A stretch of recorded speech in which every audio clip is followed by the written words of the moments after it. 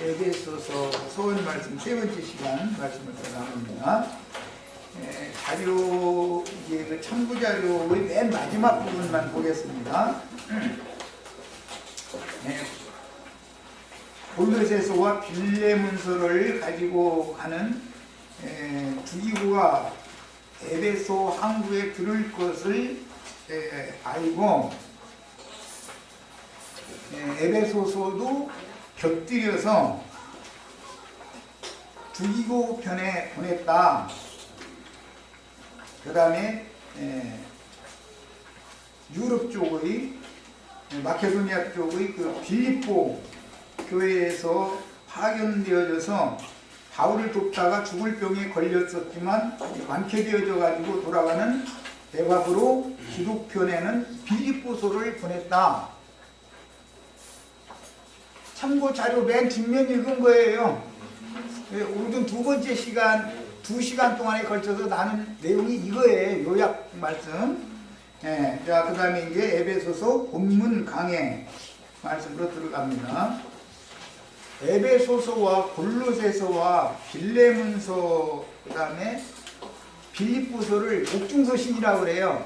그런데 빌립보서는 유럽 쪽이니까, 마케도니아 쪽이니까, 빌립보서는 에바브로 디도라는 사람이 로마에 파송되어 갔다 가서 병 걸려서 돌아가지 못하고 있다가 2년 후에 이제 병이 나아가지고 돌아가는 편에 빌립보서를 보냈고, 두기고라는 사람은 골로새 교회가 로마의 바울 사도에게 파송한 사람이니까 그 사람 편에 에베소서, 골로새서, 빌레몬서 세 책을 보냈다. 지금 그 말이에요. 충분히 아셨죠? 사도행전을 26장까지 지금 다 사실 마친 거 10장에서부터 26장까지 28장까지 이제 에베소서 본문 강의 말씀으로 들어갑니다. 에베소서 1장 1절로 2절 하나님의 뜻으로 말미암아, 에베소서의 시작 말씀에 하나님의 뜻으로 말미암아라고 시작하고 있다는 강조해서 말씀 나눴어요. 그리스도 예수의 사도된 바울은 에베소에 있는 성도들과 그리스도 예수 안에 있는 신실한 자들에게 연기하노니, 여기서 예수 그리스도라는 말과 그리스도 예수라는 말은 강조점이 다르다라는 거 아까 말씀드렸죠. 그 다음에 그리스도 예수 안에 있는 사람들과 아담 안에 있는 사람들을 지금 의도적으로 대비하고 있는 거예요. 하나님으로 말하자면 여호와 하나님 안에 있는 사람과 예수 그리스도 안에 있는 사람을 대비한다 말이에요. 모형적인 하나님은 여호와죠. 구약 성경 전부 모형이에요. 여호와 하나님은 누구에 대한 모형이에요? 예수님에 대한 모형이단 말이에요. 예수님은 실상이고, 그야말로 이만희가 실상이 아니고 예수님이 실상이에요. 이만희가 실상이라고 한다고 그러는데, 예수님은 구약의 예언을 이루신 실체가 되시는 실존하시는 실상이시고, 여호와는 실상이신 예수님에 대한 예표단 말이에요. 모형이다. 그림자 하나님이다. 그런 말이야. 그런데 오늘날 많은 사람들이 지금 삼일체 교리를 믿는 사람들의 의식 속에는 여호와 하나님 하면은 큰 하나님이에요. 예수님 하나님 하면은 그 다음 하나님이에요. 성령 하나님은 그보다 더 작은 하나님이에요. 이렇게. 그렇게 지금까지 나 만나시기 전에는 누가 그렇게 가르치지도 않았지만 의식 속에 다 그랬죠. 아버지는 막 어마어마한 분이고, 예수님은 그건 조금 묻어고, 성령님은 뭐 예수님만 좀 묻어고, 의식 속에 그랬잖아요. 이것이 다 마귀장난이다 이런 말이요. 하나님의 실체, 실존, 실상의 하나님은 누구라고요? 예수님을 말한단 말이에요. 그 예수님이 그분의 영을 통해서 형제 자매님들에게 하나님의 모든 어떠함을 갖다가 기름을 부어서 형제 자매님들이 것으로 그리스도의 형상과 모양으로 만들어준다 이 말이야. 네. 그러니까 신약 성경이 말하는 예수 그리스도를 참 하나님이다 라고 말하는 의도를 잘 아셔야 돼요. 그러면 여호와는 가짜 하나님이고 성령은 가짜 하나님이다 그 말이 아니고, 여호와 하나님은 가짜라는 말이 아니고 참 실상, 실제의 하나님에 대한 예표의 하나님이었다. 구약 성경에 여호와라고 불렀죠. 주 여호와여 이렇게 기도하잖아요. 구약의 제사장들은. 그러나 신약에 보면 주 예수여라고 부르지 주 여호와라고 기도하지 않죠. 스데반이 기도할 때 최초부터 할 때 보면 주 예수여 받으시옵소서 이런 식으로 기도하죠. 바울사도 모든 기도에 주 예수여라고 부르죠. 계시록 마지막에 아멘 주 예수여 오시옵소서 그러지 아멘 주 여호와여 오시옵소서라고 하지 않잖아요. 이 이유를 잘 아셔야 돼요. 자, 이미 오셨고 뭘로? 그 영으로 계속 오시는 중이고 그 다음에 또 오실 거예요. 이 말을 잘 이해해서 들으셔야 되겠어요. 완성적으로 오시는 것은 경륜적으로 오시는 걸 말하는 것이고, 예, 이미 오신 분이래야 형제 자매님들과 함께 영광 중에 함께 나타나실 수가 있어요. 너희 속에 여호와의 형상을 이루라가 아니죠. 너희 속에 그리스도의 형상이 이루어져서 그날에 주와 함께 영광 중에 나타나리라 이렇게 돼 있죠. 이렇게 믿어야 된단 말이에요. 성경대로 이렇게 믿어지셔야 돼 이 말이. 네. 자, 그 다음에 하나님 우리 아버지와 주 예수 그리스도로부터, 그러니까 하나님 우리 아버지가 따로 있고 예수 그리스도가 지금 여기서는 분리시켜서 말씀했고 성령은 당연히 이제 분리시켜서 말씀이 나오는데, 이 말은 아벨 대신해 주신 셋에서부터 비롯되어졌고 아브라함의 하나님, 이삭의 하나님, 야곱의 하나님으로 구약시대에는 예표가 되어졌고, 이것을 신약성경에서는 아버지와 아들과 성령의 이름으로 보내신다 이렇게 돼 있죠. 네, 오실 때 그 이름으로 오신다는 거예요. 자, 그럼 하나님 우리 아버지 이렇게 말할 때는 아버지라는 말의 히브리인들의 개념은 이것은 씨, 근원, 원천적인 종자를 말하는 거예요. 씨라는 말은 전부 말씀을 말하는 거예요, 성경에서. 네. 그러니까 말씀이신 하나님을 예수님의 아버지였죠. 독생자 예수님의 아버지였잖아요. 유대교인들의 아버지는 마귀였었고. 이해하세요? 그런데 독생자 예수 그리스도의 아버지가 우리의 아버지가 됐으니까, 독생자로 오셨던 예수님의 아버지가 우리의 아버지가 되려면, 하나님 우리 아버지가 되려면 맏아들로 예수님이 나셔야 되고 우리는 동생들이 돼야 되겠죠. 이제 그래야 한 하나님의 아들들이 되는 거 아니겠어요? 네, 이것이 경륜이라고 그래. 경륜, 하나님 자신을 믿는 이들에게 분배시킨다라는 뜻이에요. 자, 바울은 초기 사역 때 자신의 사도직에 대하여 강력하게 변증하였는데, 그 당시에 사람이신 예수님이 택하여 세우시고 보내신 사도들만 알고 구속을 이룬 후에 그 영이 되신 예수님이 생명의 빛으로 임하여 사도 사명을 맡긴 독생자는 죄 있는 육신의 모양으로 오셨죠. 성령은 예수님이 모든 사람의 내면 속에 생명의 빛을 비춰서 영을 살리는, 하나님 원래가 영이니까 영으로 오셨단 말이에요. 구속을 이루신 후에 영으로 오셨어요. 이 영을 받아야 되는 거예요. 삼일체를 받으면, 삼일체 신관을 받으면 그것이 바로 이단이란 말이에요. 사실은 삼일체라고 말하는 건 삼신론을 주장하는 거예요. 알고 보면은. 바울과 바나바 등의 사도들에 대해서는 이해가 없었기 때문에 초기 사도시대 때 그랬다는 거예요. 바울은 자신이 어떻게 주님을 만난 사실과 전도자로 이방 땅에 보내심을 받은 사실을 변증해야 했기 때문에 고린도 후서 1장 1절, 갈라디아서 1장 1절 5절, 골로새서 1장 1절 중에도 동일한 자신이 사도권에 대한 변증을 자꾸 하죠. 그럴 필요가 왜 있었는지를 아셔야 된단 말이야. 바울 사도는 구속을 이루시고 이미 재림하셔서, 영으로 재림하셔서 바울 사도의 내면 세계 속에, 바울 사도의 심령과 마음에 들어오셔서 임재에 살아계시는 그 예수님을 증거해야 했었고, 유대인들에게 보낸 사도들, 그들은 인자로 오셔가지고 죽은 예수만 증거했단 말이야. 바울 사도는 살아계신 예수를 증거를 하는 거죠, 지금. 네, 이 차이를 잘 아셔야 돼요. 인자로 오실 필요가 있었던 것은 구속을 위하여 죽으러 온 거예요. 영으로 오신 예수는 모든 죽은 영들을 살려주러 오시는 거예요. 그래서 살려주는 영이다 그런 거예요. 이것을 구분을 잘 하셔야 돼요. 이 말이 이해가 안 되면 계속 삼일체 때문에 아버지 하나님 하면 막 굉장한 하나님 같고 예수님 하면 하나님이라고 허라고 하니까 그냥 마지못해 하는 거야. 그런데 성령님 하면 하나님 아닌 것 같아. 성령 받았다 그러면 불러불러 하고 막 방언 터지고 이런다고 가르쳐 버리니까 그거는 말하자면은 성경이 말하는 한 분의 하나님이 어떤 과정을 거쳐서 사람을 구원을 하려면 구원자가 형제 자매님들 속에 살아서 임재하셔가지고 형제 자매님들 속에 그리스도 자신의 형상을 하나님의 형상이신 그리스도 형상을 형제 자매님들 속에 이루시려면 그분이 형제 자매님들 속에 살아계셔야죠. 밖에서는 그걸 할 수가 없잖아요. 밖에서는. 이거에 대해서 이 비밀의 경륜을 깨달은 사람이 바울 사도였다 말이에요.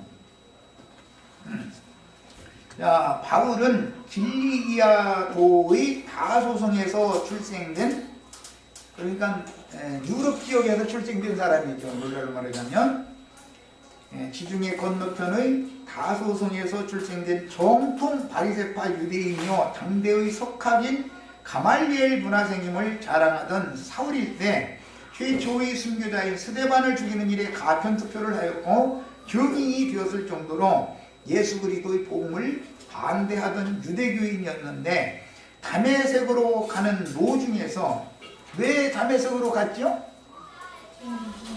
주의 이름을 부르는 자들 결박해다가 예루살렘 공회에 넘겨서 종교재판에 넘겨서 형벌을 받게 하려고 간 거예요. 그런 중인데 빛으로 오신 주님을 만났다는 거예요. 거기서 이게 사명을 받죠.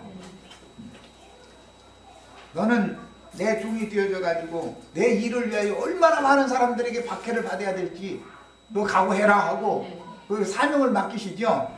이제 그때 만난 주님께서 안디옥 교회에서 안수를 해서 정식으로 이제 사도로 위임해서 파송을 한 거예요. 바나바와 함께. 이런 과정에 대해서 바울 사도는 계속 자기의 사도권을 이렇게 변증할 수밖에 없었어요. 왜? 그때 당시 상황이 육신으로 오셨던 예수님이 택하신 사도들에 대해서는 어마어마하게 이렇게 받들어주는데 바울이나 바나바 이런 분들은 뭐 사도라고 인정을 잘 안 된 거예요. 이제 이런 그 분위기 때문에 자기 자신이 어떻게 예수님을 만났고 어떻게 사도로 하나님의 보냄을 받은 주님의 보냄을 받은 그리스도의 종인지에 대해서 변증을 할 수밖에 없었다. 사도행전 13장 1절 3절 안디옥 교회에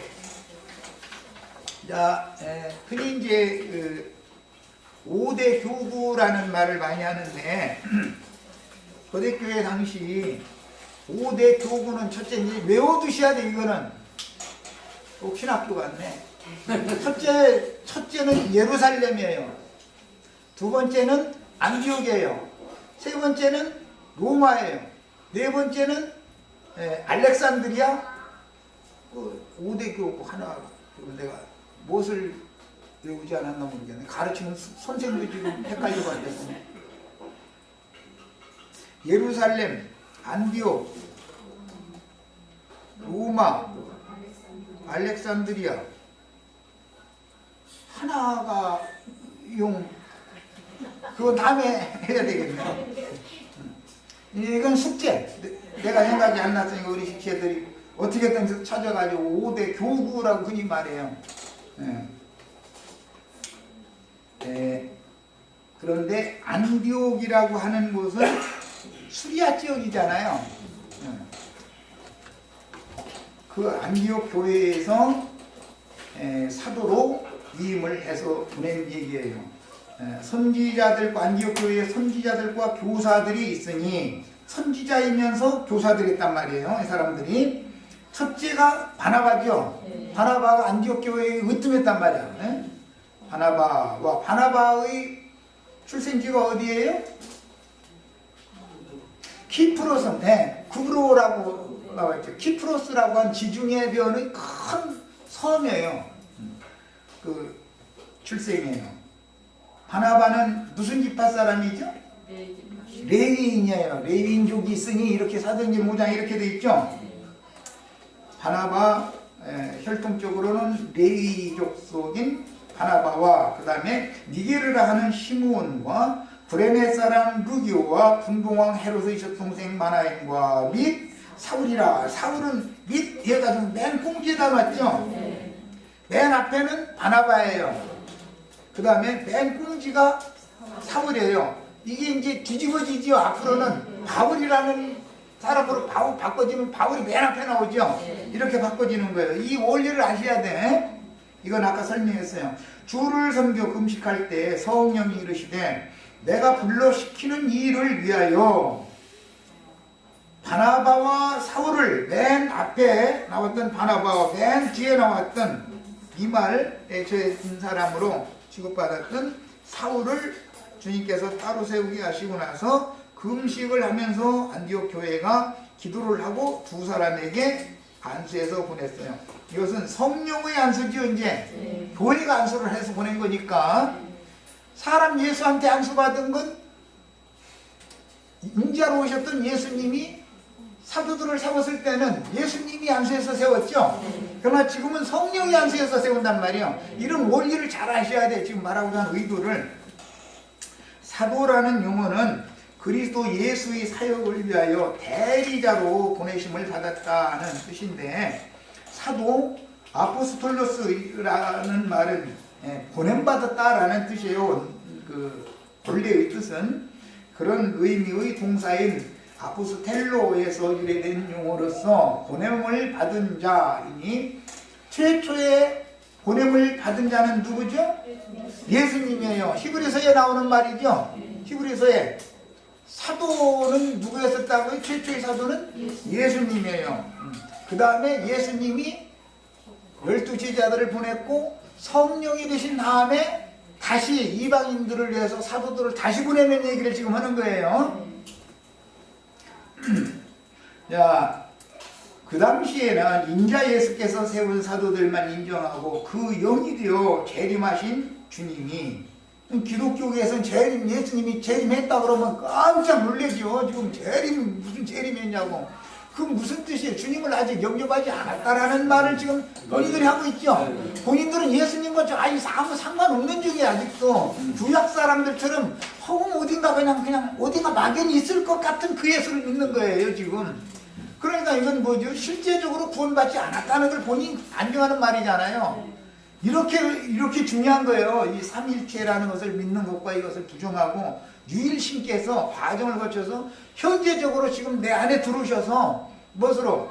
생명의 빛으로, 빛이라는 건 말씀을 말하는 건데, 말씀이 생명의 성령으로 깨달아지면 내 것이 되죠. 이제 우리 형제 자매님들이 다 예수님만 말씀 육신이 돼야 되는 게 아니죠.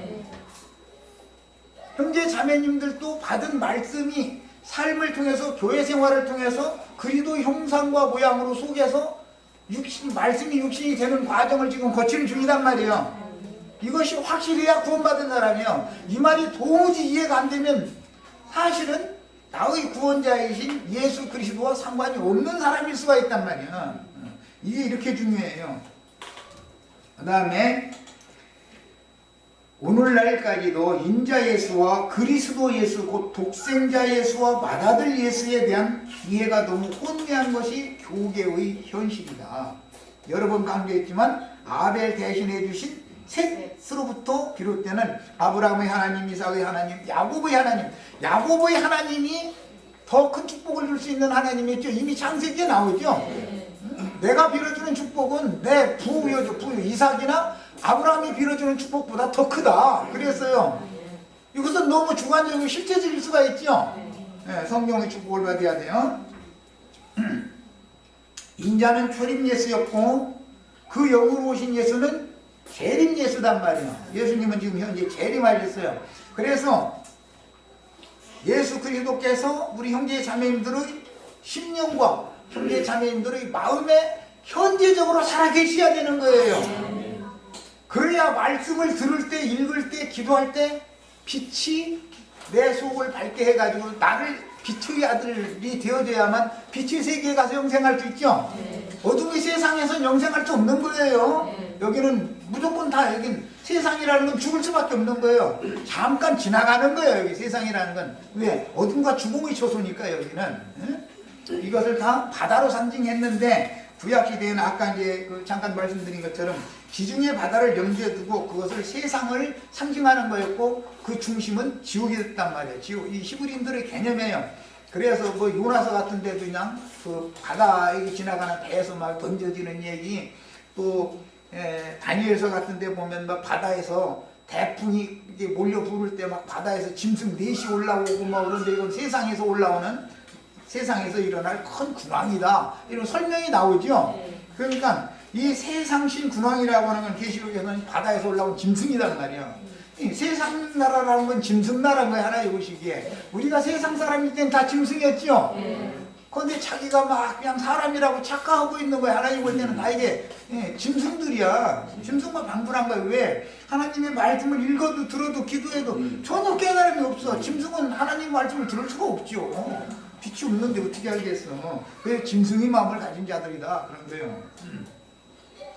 그래서 구약시대에는 짐승으로 제사를 하지만 신약시대에는 사람으로 오신 예수님을 통해서 예수를 제물로 드린다 이 말이에요. 짐승을 제물로 드린 건 구약시대잖아요. 예수님이 짐승은 아니죠. 그냥 표상이지. 세상 죄를 지고 하나님 어린 양이라 해가지고 예수님이 뭐 뿔 달리고 쥐 달리고 이렇게 가면서 네 발 달려 매 하고 이러는 예수님이 그런 양은 아니잖아요. 성경의 비유적인 표현을 사람 예수가 실제다라는 걸 적용을 하느라고 이렇게 가르치는 얘기인 거지. 자, 바울님은 그 사역은 인자 예수로 아버지의 보내심을 받은 복생자의 죽음과 장사 이후에 부활과 성천을 거쳐서 그 영 살려주는 영으로 재림하신 예수님이 믿는 이들의 속에 임재하시며, 그러니까 믿는다는 건 히브리서에 보면 모든 믿는 자들은 뭘 믿어야 된다 했어요? 그분이 살아계신 것을 믿어야 된다고요. 그런데 죽은 하나님을 믿으면 본인이 죽은 자지요. 하나님은 죽은 자들이 하나님이요 모든 산 자들이 하나님이요? 산 자들이 하나님이에요. 이렇게 중요한 말이요. 영으로 오신 예수를 믿는다는 건 난 산 자다라는 뜻이고 다신 죽음이 없는 거예요. 이제 이 사람은 육신이 아니에요. 육신을 지금 말하는 게 아니에요. 네. 믿는다는 것은 그분이 살아계신 주님인 것을 믿어야 된단 말이에요. 첫째는. 그런데 그분이 어디 있는지도 몰라. 입으로는 살아계신 하나님 했었는데 어떻게 살아계시냐고 이렇게 물어보면 뭐 자기 뭐 축복 줘서 부자 됐느니 뭐 그게 뭐 물론 그것도 살아계신 하나님이 좀 그럴 수도 있죠. 뭐 그 사람에게는. 그러나 가장 중요한 것은 자신의 심령과 마음에서 현재적으로 빛으로 생명으로 살아계셔가지고 말씀을 깨닫게 해서 나로 하여금 자꾸 밝음 가운데 빛의 세계로 이끌어 가야만 살아계신 하나님이란 말이에요. 이 사람들만 빛의 자녀인 거예요. 빛이라는 건 하나님의 영광 빛을 말하는 거예요. 말씀이 깨달아지는 걸 말하는 거예요. 자, 그 다음에 요한복음 이제 이 내역을 살펴보기 위해서 인용한 말씀이 있습니다.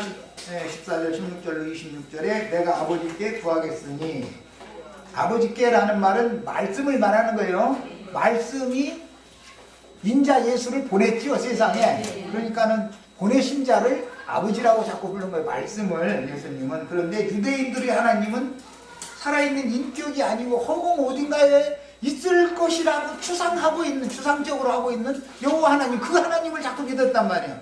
실상이 없는 하나님을 믿었던 것이죠. 말하자면 이게 얼마나 중요한 문제인지를 생각하셔야 돼. 그가 또 다른 보혜사다. 지금 예수님은, 육신으로 오신 예수님은 그냥 보혜사지요. 네. 영으로 오시면 다른 보혜사지요.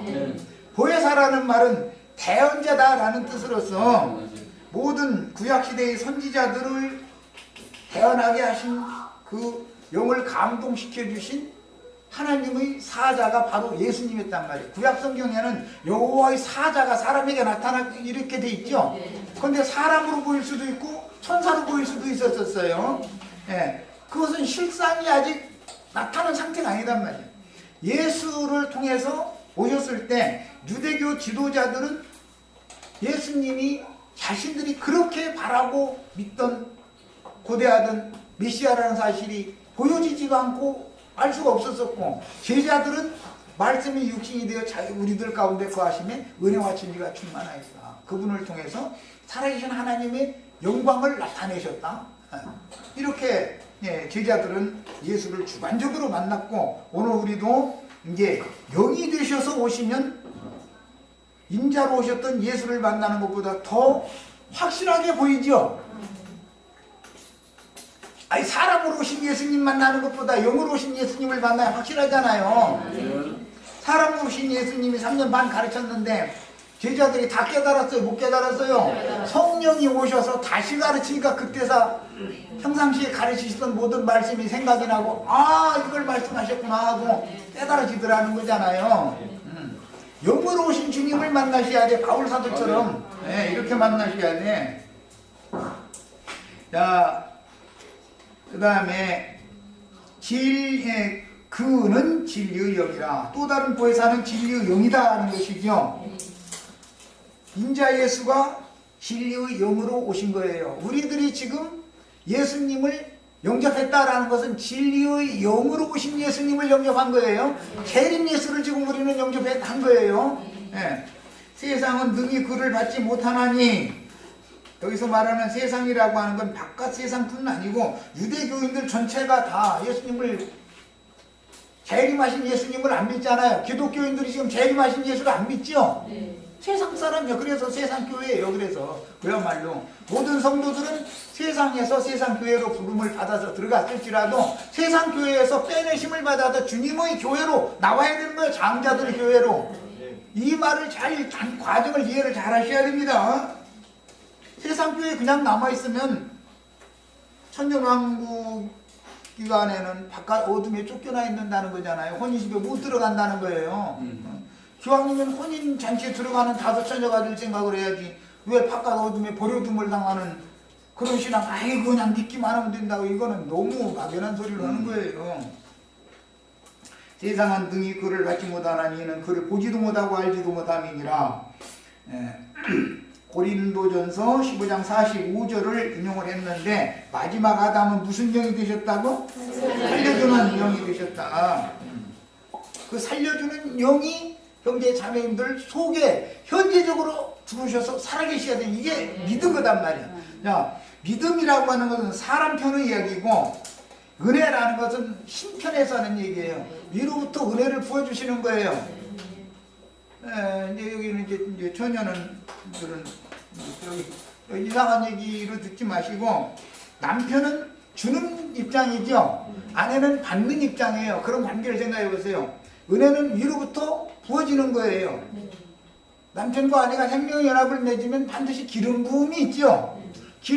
그 기름 속에는 씨가 있어요. 씨, 생명의 씨가. 기름 부음이 없으면 잉태할 수 있어요? 없어요? 못하는 거예요. 그래서 예수 그리스도를 통해서 하나님이 믿는 성도들의 영혼은 육신적으로는 태를 상징하는 거예요. 그건 한 육신적인 태는 상징이죠. 구속받은 영혼을 말하는 거니까. 영혼 속에 기름을 부어가지고 그 기름 속에 진리의 씨, 하나님 말씀 씨가 그 속에 있어서 사람으로 하여금 잉태하게 만든단 말이야. 이런 역할을 하는 거예요. 그러니까 이 진리의 영, 또 다른 보혜사, 이 진리의 영을 받는다라는 말은 사실은 이제 뒤에 서신서에서는 기름 부음을 받는다 이렇게 돼 있죠. 기름 부음을 받으면 당연히 진리는 곧 성령이죠. 요한서신에 보면 진리는 성령이니라 그랬잖아요. 진리의 영을 받았다는 것은 성령을 받았다는 뜻이고, 진리라는 것은 말씀을 강조하는 것이고, 영이라는 것은 어떤 말씀의 흐름을 상징하는 거예요. 흐름. 기름이 부어지면은 기름은 미끄럽게 잘 흘러가잖아요. 그렇지 않으면 부을 수가 없죠. 이런 이치를 잘 생각해 보시면 말이에요. 성경이 말하는 의도를 잘 깨달으라고 얘기한 거예요. 우리 형제 자매님들 다 이런 말씀을 통해서, 증거를 통해서 기름 부음을 다 받으셔야 되겠어요. 기름 부음이 임하면 은혜가 넘치죠. 위로부터는 기름을 부어주시는 것이고 사람은 믿음으로 받아들이는 거예요. 영접한다는 것은 열어서 모셔드린다 그 말이에요. 위에선 부어주시면 아래에서는 받아들여야죠. 아무리 비를 내려도 비닐 갖다 딱 깔아놔두면 땅속에 비가 스면 들어가요 안 들어가요? 그러면서 비 안 온다고 하늘만 쳐다보고 비를 내려주시옵소서. 정말 비닐을 치워야죠. 비닐을. 뭔 얘기인지 아시겠죠? 이게 둘째 휘장이 찢어져야 된다. 그래서 피난편을 통해서 그 처녀성이 제거되지 않으면 하늘이 기름을 부을 수 없다. 이거 문이 안 열리기 때문에 이제 이런 여러 가지의 그 성경에 하나님께서 사람과 생명의 연합을 맺기 위해서 찾아오시는 과정에 대해서 이해를 잘 하셔야 돼요. 말씀이 훔쳐 있어가지고는 아무것도 못하죠. 죄인들에게 그 말씀이신 하나님이 들어와서 연합을 맺어야 되는데 그러려면 죄 있는 모양으로 말씀이 육신이 돼서 오셔가지고 죄인들의 구속을 위해서 죽임당하시고 부활하셔가지고 승천하셨다가 하늘과 땅의 모든 권세를 가지고 성령의 기름 부음을 통해서 현재 사명들 속에 임하셔야 된단 말이야. 자, 여기 이렇게까지 준비를 하나님이 다 하셨으면 사람은 할 일이 있죠. 열어서 받아들여야 된단 말이야. 사람이 받아들이지 않으려면 결혼할 필요도 없어요. 어차피 따로 살려면 뭐라고 결혼을 해. 친정에서 그냥 편안하게 사는 게 낫지. 세상에서 그냥 사는 게 낫지 않냐 이 말이요. 예배당에 뭐라고 다니냐 그 말이요. 내가 지금 하는 얘기죠. 괜히 애써서 예배당에 살 필요가 뭐가 있어. 그냥 세상이 친정이니까. 육신의 세상은 친정이잖아요. 하나님 나라는 우리의 시댁이니까 거기로 가려고 지금 그러는 건데 그 다음에 그러나 너희는 그를 안하니 그를 안다라는 것은 이제 구약 성경에 보면 이제 이 야다라는 용어는 동침했다라고도 번역을 해요. 아는 것은 그리스도를 알되 깊이 알라 이런 표현이 나오죠. 예수 그리스도를 깊이 알라. 깊이 알라면 처녀 총각이 아는 것과 결혼을 해서 아는 것 딸아들 낳아가지고 아는 건 다르죠. 그것은 사람의 말로 설명할 수 있는 문제가 아니에요. 이것은 경험, 영적 체험이 중요한 것이에요. 사람의 말로 이걸 다 설명할 수 없어. 그래서 그는 진리의 영 곧 또 다른 보혜사가 되어 재림하신 예수님은 너희와 함께 거하시며 우리와 함께 거한다라는 말이 어떤 면에서는 속에 계신 면이 있고 어떤 면에서는 우리 중에 계신 면이 있어요.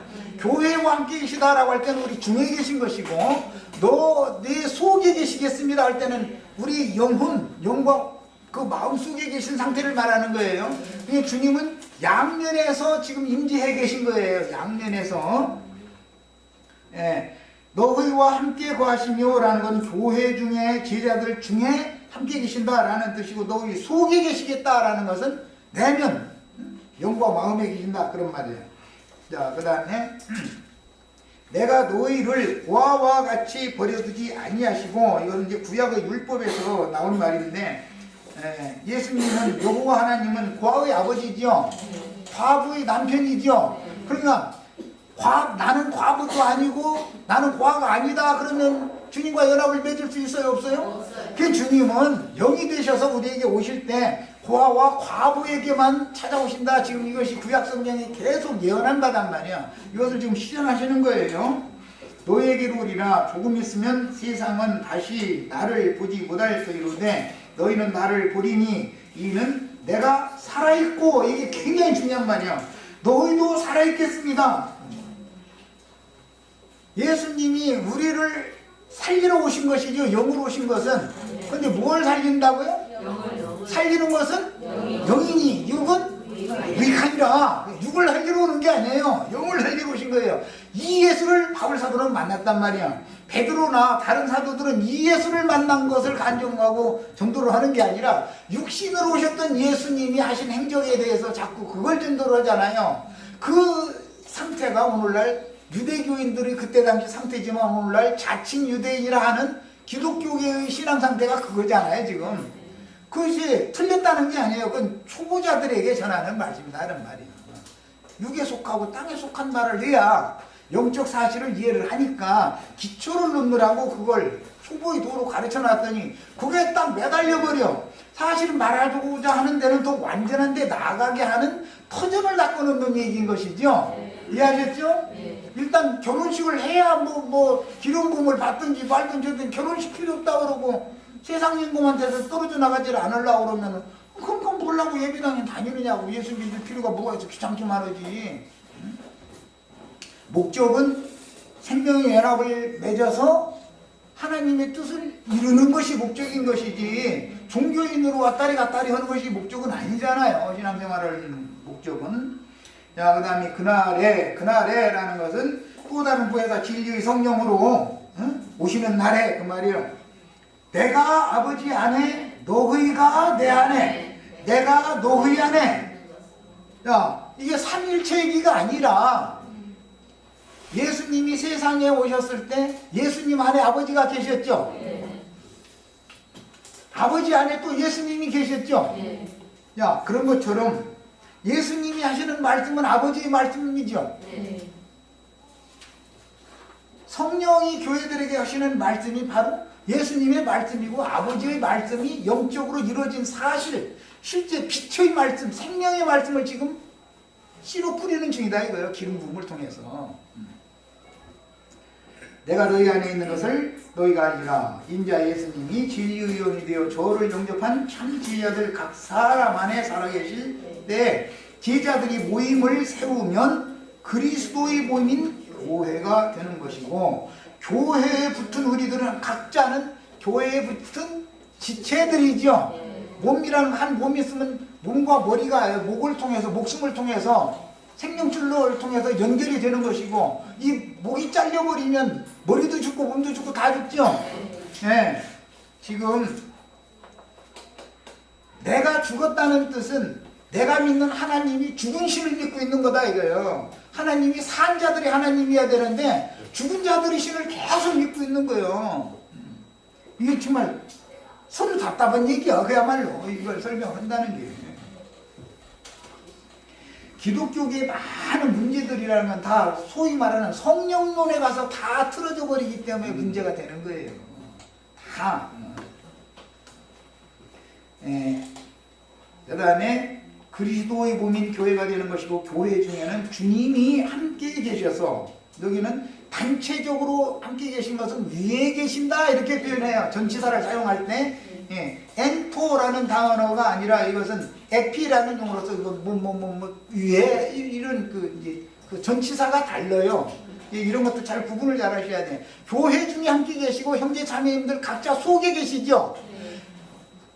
형제 자매님들 속에 계신 그리스도가 계시지 않으면 교회의 성원이 될 수 있어요, 없어요? 안 되는 거예요. 하나님 나라 백성이 될 수 있어요, 없어요? 안 되는 거예요. 이것을 얼마나 중요한데 이것을 너무 모르고 있어 사람들이. 자, 21절 나의 계명을 지키는 자라야 나를 사랑하는 자니, 나를 사랑하는 자는 내 아버지께 사랑을 받을 것이요 나도 그를 사랑하여 그에게 나를 나타내리라. 이제 이 계명 하면 이제 10계명 지키라고 했다고 또 이렇게 나오시면 곤란해요. 물론 10계명의 완성인데 그것은 훗날 예수 그리스도 하나님께서 그 아들을 살려주는 영으로 아들을 보내실 텐데 너희는 그를 영접을 해라. 그게 네 참 이웃이다. 그분을 영접하는 것이 이웃을 사랑하는 거다. 그것이 그분을, 하나님이 보낸 자를 영접하는 것이 하나님의 말씀, 하나님을 사랑하는 거고 존경하는 거단 말이야. 예, 십계명이라는 하나님 사랑을 하는 거, 이웃 사랑을 하는 얘기죠. 하나님 사랑을 하는 말은 말씀이 육신이 되어서 오신 예수님을 영접하라는 말이란 말이야. 사실은 예수를 믿으라 그 말이, 예수를 믿는 것이 하나님 사랑하는 것이고 이웃 사랑하는 거예요. 우리의 가장 가까운 이웃이 누구예요? 예수님이에요. 네. 이것이 율법의 완성이다 이 말이야. 이게. 자, 이제 이 계명 얘기만 하면은 교리적으로 너무 십계명을 이제 교리적으로만 가르침을 하다 가지고 생명의 체험으로 내가 어떻게 해야 모든 계명을 다 이룰 수 있는가를 이해가 안 되는 거예요. 십계명 우리가 문자대로 지켜서 하나님의 영광에 들어갈 수 있어요, 없어요? 그러면 계명 안 지켜도 돼요, 그러면? 반드시 지켜야죠. 그럼 어떻게 지키는 거예요? 네, 그 영이 되어서 오신 예수 그리스도를 영접을 하는 것이 계명을 지키는 거단 말이야. 그렇게 할 때 하나님도 나를 사랑하시고 나의 사랑을 하나님도 받으신다 그래요. 서로 사랑해야 뭐 연합을 맺든지 뭐 한 영이 되든지 뭘 하지. 주와 합하여 한 영이 된다는 이게 얼마나 중요한 일인지를 아셔야 돼. 자, 임하시는 주님과 임하셨고 지금 현재도 임하시는 중이죠. 오늘 지난 일요일보다 이만큼 더 많이 임하셨죠. 형제 자매님들 속에 뭘로 임하셨어요? 빛이 임한 거예요. 빛이. 말씀 그만큼 더 깨달아졌단 말이야. 빛으로 오시는 거예요. 주님은 지금은. 육체로 오시는 주님은 우리는 영접할 수도 없지요. 시공이 이미 2000년 전에 육체로 오신 주님은 그 골고다 언덕에서 죽었는데 그 예수를 무슨 예주로 만날 거예요? 영으로 오신 예수는 시공을 초월해서 지금 동일한 시간에 이 말씀을 묵상하고 주님의 은혜를 입는 사람들에게 지금 현재 그곳에서도 임할 수 있고 여기서도 임할 수 있죠. 이렇게 하는 것이란 말이에요. 자, 그 다음에 그분의 몸인 교회를 통해서 나타내시는 실체를 계시로 깨달아야 합니다. 실상했었는데 예수 그리스도가 실상이에요. 모든 것의 실상. 해의 실상은 뭐예요? 예수님이죠. 예수님이 해냐고 이런 식으로 있다면 나도 할 말은 없어요. 별의 실상은 뭐예요? 예수님이에요. 하늘의 실상은 뭐예요? 예수님이에요. 땅의 실상은 뭐예요? 예수님이에요. 모든 것의 실상은 예수님이란 말이에요. 생명나무의 실상은 뭐예요? 예수님이에요. 빛의 실체는 예수님이에요. 이와 같이 예수님은 만유신 주님이다 이래요. 모든 것이 되시는 분이에요. 자, 가룟인이 아닌 유다가 이르되, 유다가 2명이었기 때문에 이렇게 일부러 말한 거예요. 주여 어찌하여 자기를 우리에게 나타내시고 우리에게는 제자들에게는 나타내시고 세상에는 아니하려 하시나이까. 예수께서 대답하여 이르시되 사람이 나를 사랑하면 내 말을 지키리니. 주님의 계명을 지킨다는 건 사실은 알고 보면 예수 그리스도의 말씀을 지키는 거죠. 말씀을 지킨다는 건 뭐예요? 내가 너에게 영으로 다시 올 거니까 그때 너희는 나를 영접해라. 너희 그 마음 문을 열고 나를 받아들여라. 이것이 계명을 지키는 거란 말이야. 이것이 율법의 완성인 것이지, 사람이 10가지 계명을 문자대로 그걸 지켜서 하나님의 영광 이룰 육체는 없는 것이다 이 말이야. 이 말을 잘 이해하셔야 돼요. 주님이 그 법을 지시하시고 법의 제정자가 되시는 주님이 형제자매님들 심령과 마음속에 들어와서 살아계시면 그분이나 율법을 다 지킬 수 있는 것이지 인간은 절대로 지킬 수 없어요. 안 되는 거예요. 그래서 그분이 내 안에 들어오셔야 되는 거예요. 기본적으로는. 자, 내 아버지께서 그를 사랑하실 것이요. 우리가, 여기 이제 우리가라고 그랬는데 지금 아버지, 아들 이렇게 나눠서 얘기를 했기 때문에 말씀이 육신이 되신 예수님이 영이 되어서 오실 텐데 우리가 라고 표현을 했어요. 그 다음에 그에게 가서, 그에게는 누구죠? 영접한 사람들, 제자들에게 가서 거처를 그와 함께 하리라. 그러니까 영접한 성도들의 몸은 성령의 전이 되는 이야기죠. 이제 독생자 예수가 성전이었었죠. 그런데 그 성전을 유대인들을 통해서 헐었죠. 허물었더니 사흘 동안에 새로 지었죠. 우리는 사흘 동안에 새로 지신 성전 안에 있는 사람들이죠. 말씀이신 아버지, 우리가 할 때는 말씀이신 아버지와 예수님을 지금 논대쓴 말이고, 그리스도의 말씀인 진리의 영께서 증거해 주시는 말씀을 계시로 받아들인 참 제자들에게 가서 거처라는 건 거하는 처소니까 집이겠죠. 하나님은 신이니까 성령의 성전에서나 거하시겠죠. 그러니까 이제 우리 형제 자매님들 개인이 성전 건축 재료가 되어지고 형제 자매님들이 건축 재료인 성전 재료로 건축된 것이 교회이기 때문에 교회는 성전이다 그래요. 교회는 이 상징이요. 또 뿐만 아니라 교회는 나라도 되죠. 통치권자인 왕을 강조할 때는 나라예요. 가정을 강조할 때는 머리죠. 교회 그 몸과 머리, 이것은 남편과 아내의 관계로 여러 가지로 이렇게 알아듣게 하려고 여러 가지 비유를 하는 거예요 지금. 야, 나를 사랑하지 아니하는 자는 내 말을 지키지 아니하나니 너희가 듣는 말은 내 말이 아니요 나를 보내신 아버지의 말씀이니라. 그러면 아버지의 이름으로 예수님이 오셔서 아버지의 말씀을 전한 것처럼 아들의 이름으로 성령이 오시면 아들의 말씀을 전하겠죠 당연히. 자, 아들의 말씀이 아버지의 말씀이죠.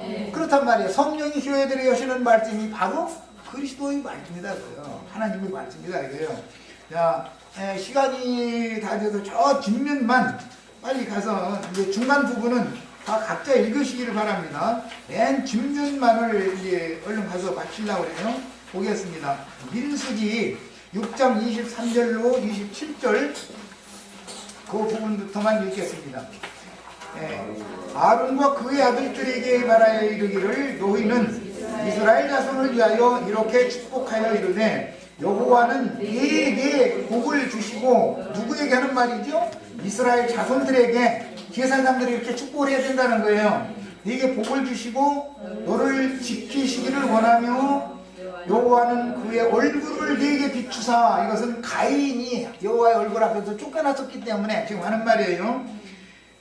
자, 은혜 베푸시기를 원하며 여호와는 그 얼굴을 네게로 향하여 드사 평강 주시기를 원하노라. 은혜를 베푸심으로 예수님이 은혜의 성령으로 생명의 성령과 진리의 성령이신 하나님이 오시려면 은혜의 성령으로 임하셔야죠. 은혜로 오시는 거예요. 예, 남편이 아내에게 모든 걸 다 주면 그게 은혜를 베푸는 입장이 아내는 받아야죠. 그러니까 아내는 집에서 남편이 벌어오는 거 돈 관리 아내가 다 해버리잖아. 애써서 가서 돈은 다 남편이 버는데 통장은 아내한테 아내가 만들어 다 해버리잖아. 그럼 또 남편은 평치는 편치. 그런 것까지 다 돈 가지고 하려면 머리 아프잖아. 그럼 아내한테 맡겨둬. 그럼 아내 헛돈 안 써, 절대로. 내 주머니에 있으면 헛돈 써.